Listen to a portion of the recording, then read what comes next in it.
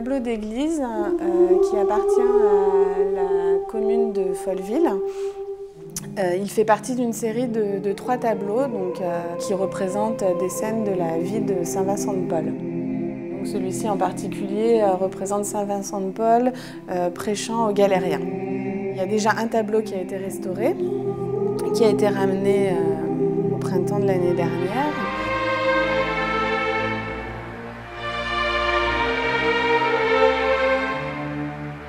Quand on a ramené la peinture restaurée dans l'église, la moitié du village était là pour nous accueillir. Il y avait un buffet qui avait été dressé, les gens étaient vraiment très très heureux de cet événement. Pour eux c'était un événement et voilà, donc dans ces moments-là on est vraiment heureux de faire ce métier-là.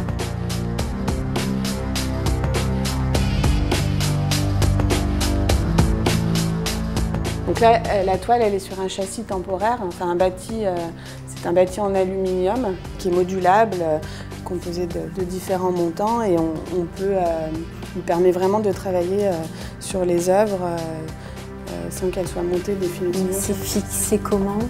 Alors en fait, c'est des baguettes. Ah d'accord, ça se coince. Oui, voilà, exactement. C'est très pratique. Je travaille essentiellement pour les musées dans la région, mais aussi pour les monuments historiques, donc tout ce qui est tableau d'église. Et une petite partie de mon travail aussi est pour les clientèles privées.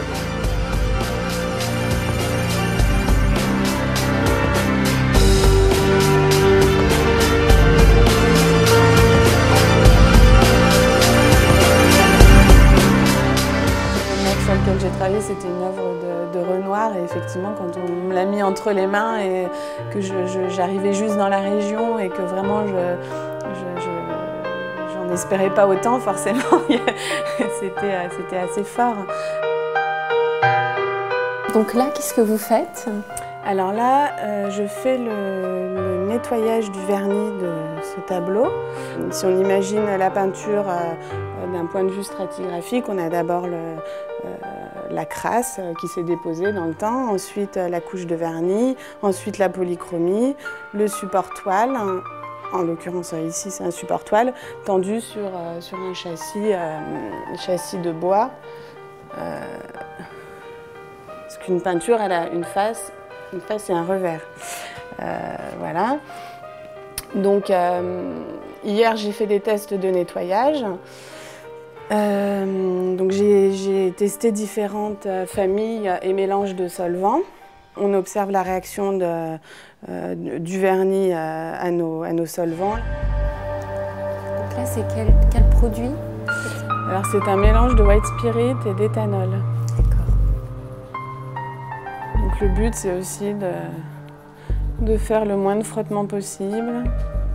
Donc là on a un vernis vraiment épais et oxydé. Un vernis oxydé c'est comme un voile, comme si on avait mis un filtre jaune par-dessus la peinture. Donc il fausse la lecture de la peinture.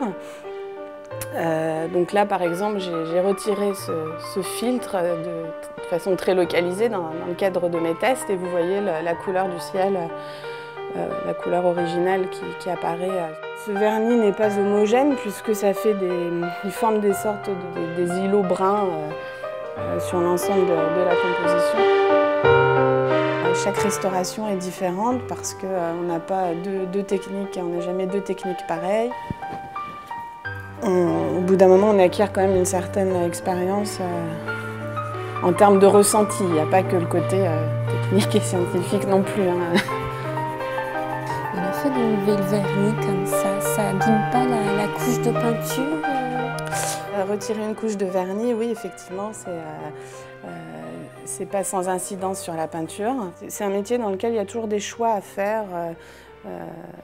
Des choix d'ordre éthique, technique, et d'où l'importance aussi de travailler en collaboration avec d'autres disciplines, donc déjà au sein des restaurateurs, mais aussi avec les conservateurs dans les musées, les scientifiques. C'est sûr qu'on est toujours confronté à des problématiques autres et on peut pas s'endormir, on ne peut pas appliquer bêtement toujours les mêmes recettes et il faut toujours les adapter. C'est toujours des prises de risques aussi. Oui, bien sûr. Donc une fois que le vernis a été retiré, on attend suffisamment longtemps pour que les solvants se soient évaporés. Et ensuite, on peut poser une nouvelle couche de protection. Et on va choisir le degré de brillance et de matité en fonction de la peinture, de son origine, de sa date de production. Tout traitement de restauration doit être documenté précisément avec les produits, les matériaux qui ont été utilisés. Même les tests aussi doivent apparaître dans les rapports.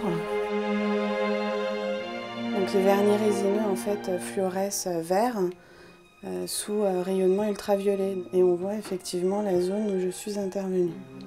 On voit également les zones de test. Assez rapidement le choix s'est fait d'utiliser le mélange numéro 2. Je me laisse encore surprendre par ce métier. Disons que là j'arrive à un stade de ma profession où je commence à me sentir installée, avoir des partenaires avec lesquels je prends vraiment plaisir à travailler. Donc j'ai pu travailler pour le musée de Flandre à Cassel sur des hélices d'avion de la Seconde Guerre mondiale, sur une maquette de haut fourneau pour le Muséum d'histoire naturelle. Ça aussi, c'est un aspect qui m'intéresse, c'est d'aller explorer d'autres domaines. Enfin, oui, j'aspire à découvrir des nouvelles choses, mais en même temps, ça ne m'inquiète pas parce que je sais que c'est un métier dans lequel les nouveautés viennent d'elles-mêmes.